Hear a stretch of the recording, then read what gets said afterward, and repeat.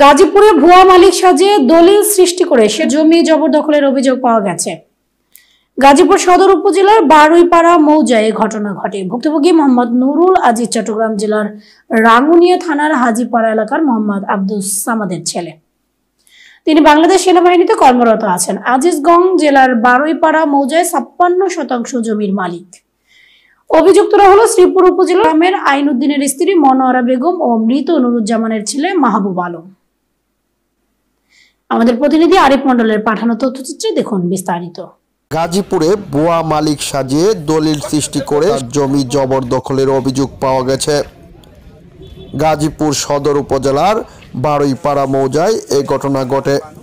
ভুক্তভোগী মোহাম্মদ নুরুল আজিজ চট্টগ্রাম জেলার রাঙ্গুনিয়া থানার হাজিপাড়া এলাকার মোহাম্মদ আব্দুস সামাদের ছেলে।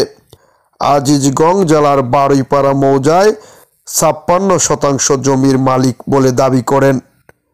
অভিযুক্তরা হলো শ্রীপুর উপজেলার নোয়াগাঁও গ্রামের আইনউদ্দিনের স্ত্রী মনোয়ারা বেগম ও মৃত নুরুজ্জামানের ছেলে মাহবুব আলম।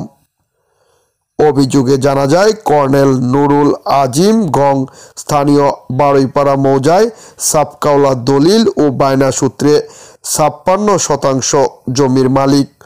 অভিযুক্ত মনোয়ারা বেগম ও মাহবুব আলম গং ভুয়া মালিকের নিকট থেকে দলিল সৃষ্টি করে ওই জমি জবরদখল করে রেখেছে।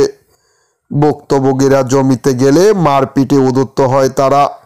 জমির মালিকানা সংক্রান্ত বিষয়ে এর আগে অভিযুক্তরা গাজীপুর আদালতে দেওয়ানি মামলা নং ১৬৯ ও ২০১০ দায়ের করেন।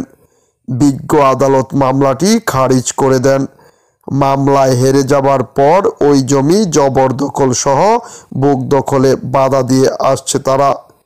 এ বিষয়ে ভুক্তভোগীরা থানা পুলিশের দেন দরবার করেও কোনো কিছু করতে পারছেন না। বলেন, আমরা বৈধ মালিকের নিকট থেকে জমি ক্রয় করে নামজারি করে এবং রেজিস্ট্রি বায়নামূলে জমির মালিক। অভিযুক্তরা ভুয়া মালিকের নিকট থেকে দলিল সৃষ্টি করে আমাদের বুক দখলে বাধা সৃষ্টি করেছে। অভিযুক্ত মনোয়ারা বেগম ও মাহবুব আলম জবরদখলের কথা স্বীকার করে বলেন, আমরা কিনে জমির মালিক হয়েছি। এই জমিতে আমরা ঘর বাড়ি নির্মাণ ও দোকানপাট নির্মাণ করেছি। আদালতে এই জমির বিষয়ে মামলা রয়েছে। আমি বাড়াতাই আজকে দিনে কাগজ কেরা হুমকি দাম দিছ আমি হুমকি দিছি আমার দোকান আপনার দোকান আপনি কি ভাড়া নিছেন? আমি ভাড়া নিছি। না কিনছেন? জমি কিনছেন? না আমি ভাড়া নিছি। ভাড়া নিছেন? কার কাছ থেকে ভাড়া নিছেন? আমি আলমের কাছ থেকে ভাড়া নিছি। আলামিন? হ্যাঁ আলম। আমি এর মধ্যে ৮ বছর ধরে আমি ভাড়া থাকি। ৮ বছর? হ্যাঁ আমি ৮ বছর। হ্যাঁ ভাড়া কি আলম সাহেব নেয়? আলম ৮ বছর ধরে আমি ভাড়া নিই। আলম সিকিউরিটি দিছে? সিকিউরিটি কত টাকা ভাড়া? ২০০০। আপনার নাম কি? বাবু। এই দোকানটা কি নিষেধাজ্ঞা ছিল?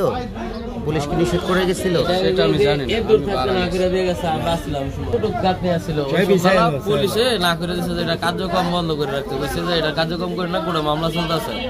তারপরও তারা এটা এই যে পর আরো ২বার আইছে, এটা পুরোটা করার সময় ২বার আইছে। পরে এই যে ১৫ দিন আগে আরেকবার আইছিল, পরে হ্যাঁ আরো পুলিশের খারাপ ব্যবহার করে কথাটা বলি কেন দোকানদার রে কথাটা হইছে গার্মেন্টে নিব এই আজকে দিন নিব তো দোকান ছেড়ে দিব না কি ঠিক আছে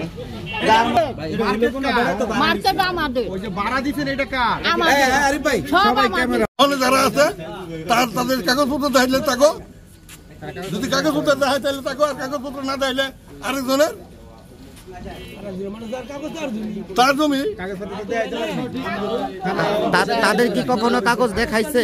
না কাগজ থানায় মিটিং হয়েছিল, থানায় দেখাইতে পারে নাই। আমি খারাপ বলছি, দেখাইতে পারে নাই, তারা দেখাইতে পারে নাই। আপনারা কি করছে আব্দুল বাক্কি এবং শহীদুল্লাহর কাছে, শহীদুল্লাহর কাছে বিক্রি করার পরে ওই সূত্রে মালিক হচ্ছে শহীদুল্লাহ এবং বাক্কি।